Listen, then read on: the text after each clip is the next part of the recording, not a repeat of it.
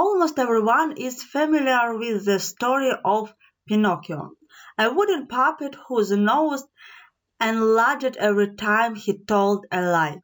Pinocchio often hung out with the wrong crowd himself and seemed to get into more trouble than he could handle.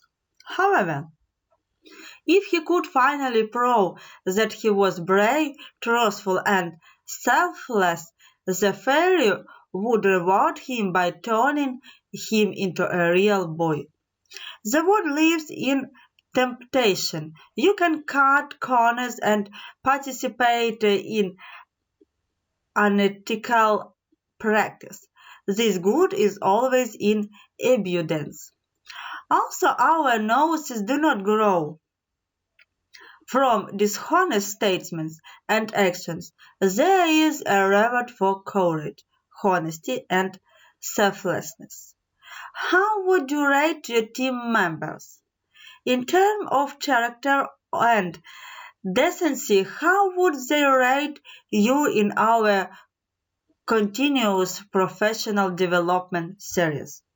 In this lesson, we shall look at the dual technique quest and look at one of the most important aspects of professional and conscientious personal success.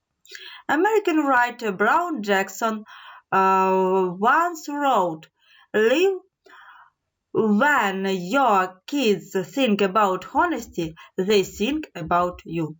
Integrity opens the door to many other positive qualities, including honesty, loyalty, generosity, work ethic, discipline, kindness, and endurance. As a leader, you have a responsibility to create a culture of integrity in a workplace where the golden rule reign and where people are encouraged to get better every day. There is a four-step formula for nurturing your team's character and integrity.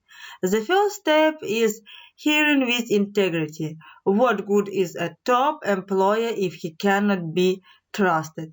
Imagine the headaches associated with employers who don't want to admit their mistakes.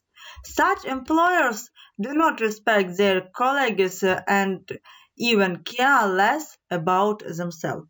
Therefore, it is imperative to find those who prioritize personal development. Consider the following guidelines. Ask questions. For example, can you describe a time when you showered decently in the midst of opposition? What are your core values? Have your peers would describe your courage by looking at the job history, checking at the information provided on the resume and applications.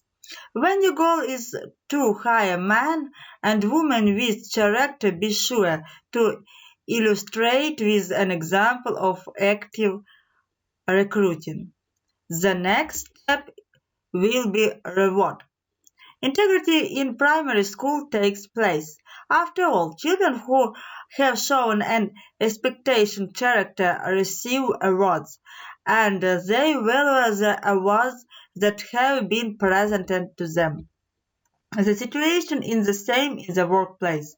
Recognizing unusual acts in integrity has the same effect on those who participate in them.